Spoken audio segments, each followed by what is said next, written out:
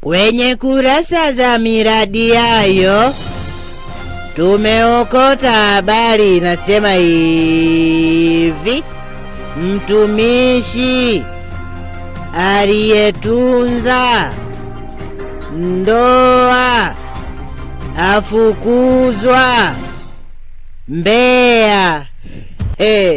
Sasa wakiomba uhamisho na wanyima, wakienda kusalimia familia zao mnawafukuza. Sasa kama nafanya kazi kwa ajili ya hiyo familia, kuna haja gani ya kulinda kazi? Eti nawauliza wale. Sasa kama nafanya kazi kwa ajili ya hiyo familia, kuna haja gani ya kulinda hiyo kazi? Ninashindwa kuelewa. Ila wane sheria za nchi ya Malawi kwa kweli zinafurahisha sana.